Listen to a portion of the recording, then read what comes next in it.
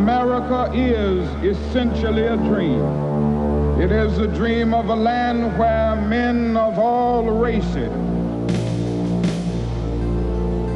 of all nationalities, and of all creeds can live together as brothers. The substance of the dream is expressed in these profound words.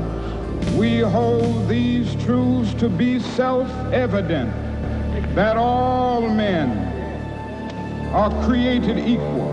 In 1929, less than a lifetime after the end of slavery, Martin Luther King Jr. was born in Atlanta. By the age of 14, he had moved quickly through school, skipping both the 9th and 12th grades, and entered Morehouse College, an all-black institution, at the age of 15. Before he graduated from college, he had already chosen his life's work and was ordained a minister when he was just 18. King began graduate studies in theology, first at Crozier Theological Seminary in Pennsylvania, then at Boston University.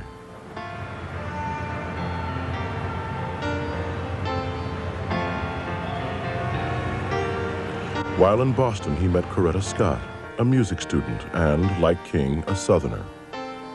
They were married in 1953. While he was in school, Martin Luther King studied the work of Mahatma Gandhi, who was leading India's fight for freedom from Great Britain. Gandhi knew that armed insurrection would justify British attack. His solution was nonviolent passive resistance, in which vast numbers of Indians boycotted British goods and disobeyed what they felt were unjust laws.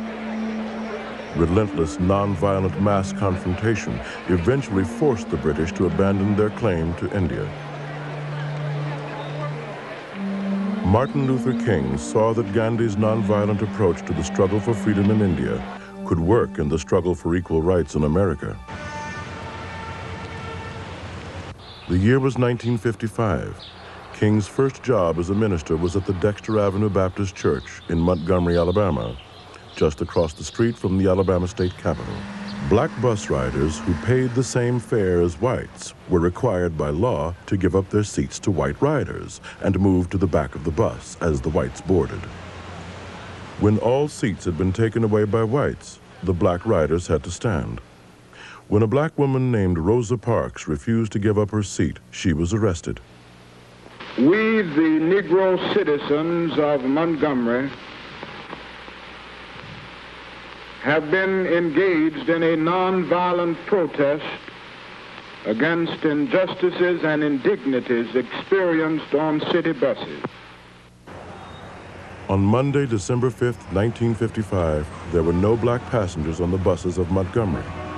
That night, a committee was formed to carry on the momentum of the one-day boycott. Martin Luther King was elected its president.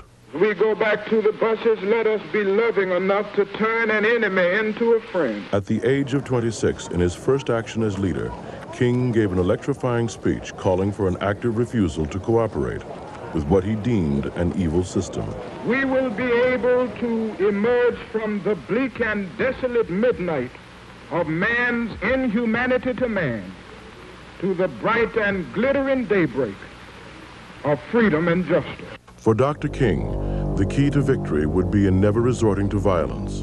The white citizens of Montgomery, however, had a different agenda. All public carriers operating in Alabama are hereby directed to strictly adhere to all present existing segregation laws in our state or suffer the consequences.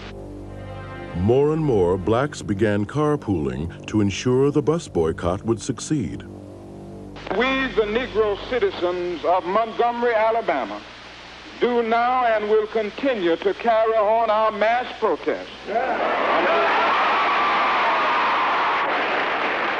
It is trite but urgently true that if America is to remain a first-class nation, she can no longer have second-class citizens.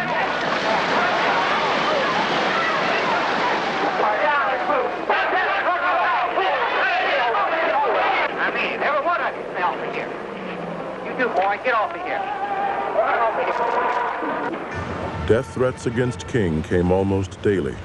You've had some rather personal and trying experiences yourself. Are you afraid? No, I'm not.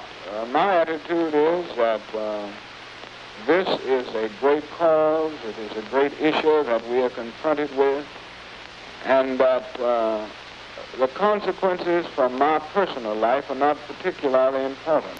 It is the triumph of a cause that I'm concerned about. In early 1956, Dr. King was arrested for the first time. Ultimately, along the way of life, an individual must stand up and be counted and be willing to face the consequences, whatever they are. And if he is filled with fear, he cannot do it.